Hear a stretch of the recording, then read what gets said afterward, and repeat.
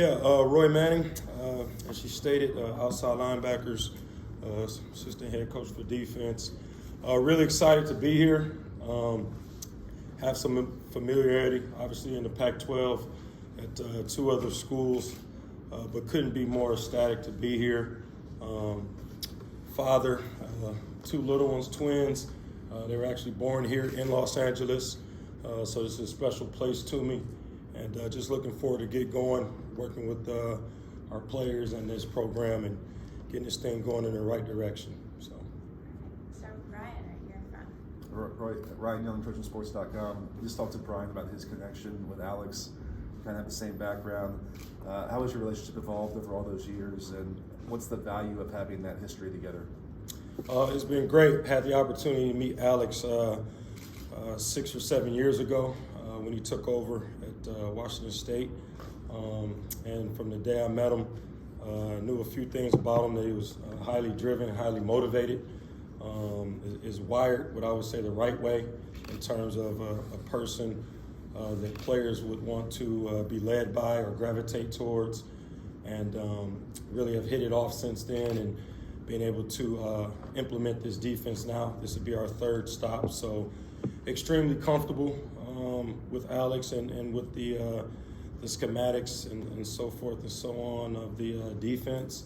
And again, just looking forward to getting that to our players and getting them up to speed so they can also, have that shared vision with what we expect when they hit the field. Hey there, Roy. Dan Greenspan with the Associated Press. We hear the different titles, outside linebackers, nickels. Just what is that going to mean in terms of sort of the on-field and meeting room interactions? How do different guys, your interactions with them going to take shape, depending on, you could have corners maybe working with you as nickels, or outside linebackers maybe altering between defensive line pass rush, and just how does that all work? Sure, and that's a great question. I know people are probably wondering that. At Washington State, my title was outside backers just alone, but I coached the nickels and the rushes, which are two different positions. But schematically, the structure of the defense was 3-4, and so a lot of the things that they did, although different positions, there was a lot of carryover as it relates to the coverage aspects of things. And so what that inevitably allowed me to do was be able to transition, as you know, the last few years into coaching in the secondary as well, having that background. Now here, obviously the defense has evolved as the years have gone on, and the different things we do with certain positions and all the ins and outs of that. I won't bore you with that, but the point is the point. I've had the luxury to coach 3 different positions in this defense, and so just very familiar with the front and the back end. And so as we work out and figure out who will fit where and what's the best way to approach this current roster and how that fits into what we're going to be able to do schematically, we'll iron out specifically what players will be with what coach and things of that nature. But confident, just like in every stop, that we'll make sure that each one of those positions are being coached hard and that they have the expectation of the standard that aligns with ours. Now, I'm looking forward to obviously getting back more into the front, like we talked about with outside backers, specifically is the position I played. But again, we'll iron out all the details with the players, and as we continue to move through, this spring, who exactly will be working with what position. But you got to know it all. That's one thing I know in this profession. So. Sure. Hey, Coach, John Martinez, USCFootball.com, 24/7 Sports. Congratulations on the gig. Thank you. To kind of pick up where you left off there with the evolution of the overhangs and sort of how that position has changed over the years, and you coach cornerbacks, and now you're able to bring a lot of the techniques and the things that you know from a secondary standpoint over maybe the outside linebackers and those guys. How has that changed, and what have you seen from the offenses that has pushed you to have to put more emphasis on those guys that are out in the hash marks? Yeah, I mean, the biggest difference is just obviously it's not a unique thing to be a nickel defense in today's game, right? So everybody, very rarely do you find teams that play with 3 linebackers in the box, you know what I mean? And so we've had to evolve as offenses have evolved and continue to challenge you to make plays in space and spread you out and use tempo and things of that nature. And so, again, more of it is specific to schematically whether you're going to be a middle open team or a single high team, what coverages and things you use. That directly affects how you play that overhang guy, that nickel.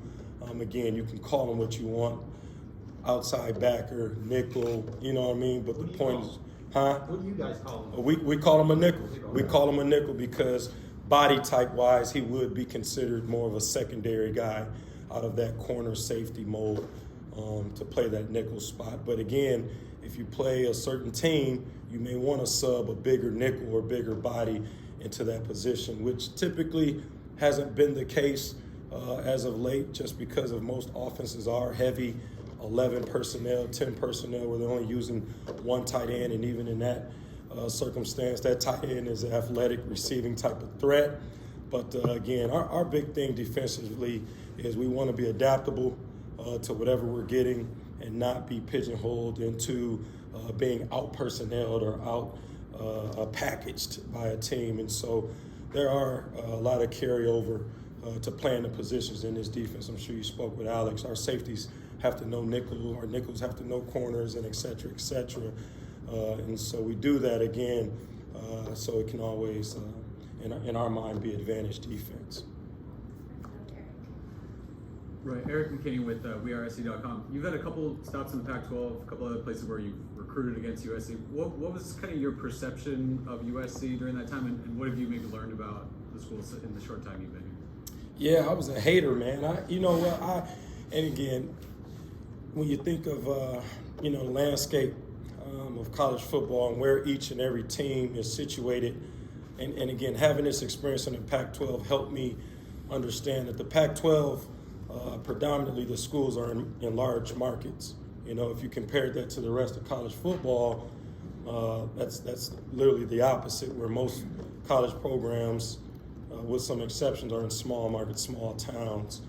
And so, the thought is, when I've been at other places, hey, USC, you're in this major market, this major city, this hustle and bustle, and you know what I mean, just a mess of a city, so to speak. And then you get here, and it's really pretty neat how this campus sits near downtown, but it's not a downtown feel. You know what I mean? What they've done with this campus, obviously USC Village is one of the most unique setups, I'd say, in college football anywhere.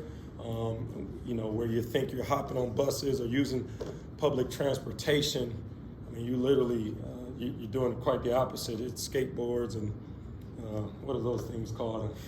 Scooters and things like that. And really, you don't have to use those to get around. So I've been pleasantly surprised. And again, I think it's an advantage for us now being, I guess, on the inside and on this side of things, seeing it. So, but you're always going to have that in recruiting, where everybody's going to try to look for things where I look at it, or we look at it, as a positive to be in a market like this, where people may try to use those negative things against you. But it'd be a hard thing to try to beat once someone actually gets here and they see it like, okay, this is legit, this is a good deal here. So. I'm curious, with the prominence of the portal more and more, what has that done to the job of position coaching? What kind of dynamic has it had there, the responsibilities that you get? One thing it does is you can't cut ties with recruits now, in terms of the days of signing day and you don't get the guy you want. You go on Twitter, you unfollow them, all those things, and you move on, wish them luck, whatever it is. But you kind of lay that relationship, so to speak, to rest. And now, just knowing the potential with the portal, you could have the same kid in a year or two down the line. That has to change that recruiting process for you.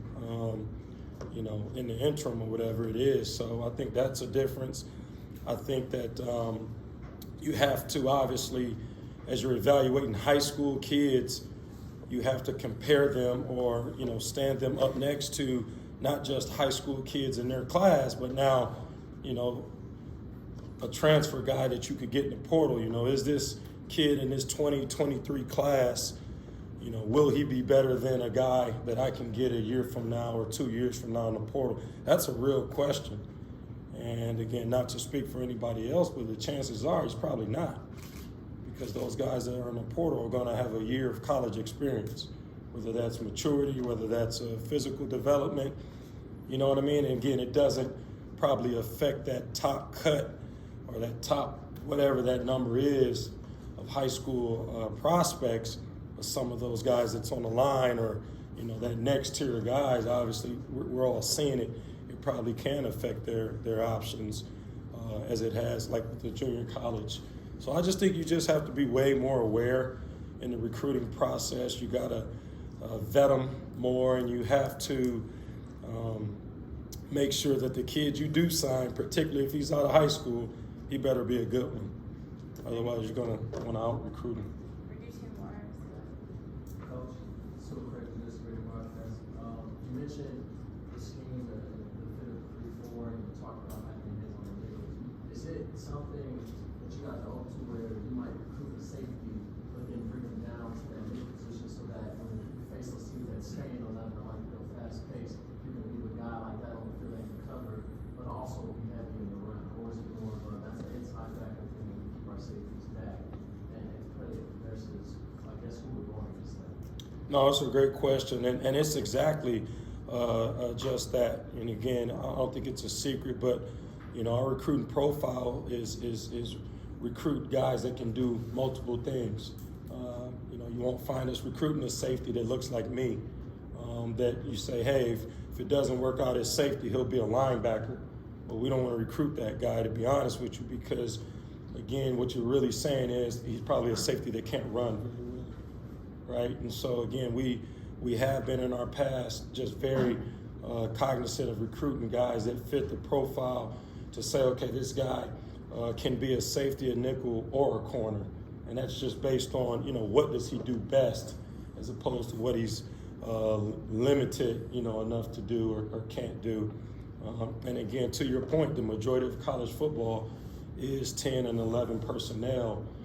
And so as you've seen the last, 5, 6, 8 years, you've seen those bigger safeties now be linebackers. You've seen those bigger linebackers now be edge guys, and not just in college football, but also in the NFL.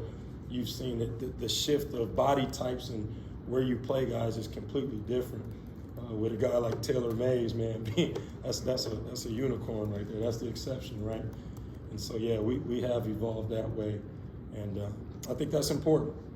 Last one, Mark. Coach, going back to your days of hating USC, when you were recruiting, obviously USC is in a big city. You were recruiting smaller markets sometimes.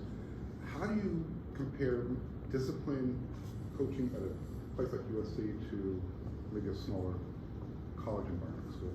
That's a great question. Again, I don't hate USC. I've always had a huge respect for USC. Actually, played in a couple Rose Bowls in college and had the opportunity to practice in the Coliseum one year, which was a weird deal since we were playing USC. But I think that there's challenges on both sides. I think that the initial thought is, hey, how am I going to keep a kid focused in a city this massive, in a place where so many moving parts are going on, et cetera, et cetera. I think the natural thought is it'd be harder to do that. But, having been in, the exact opposite type of market, I think there's challenges on both sides. Sometimes when there's not a lot to do, that means you look for more things to get into. You know what I mean? You find yourselves getting into more trouble sometimes in, what you would think is a smaller market. Obviously, eyes are always on you as a college athlete. But, I think that in a smaller market,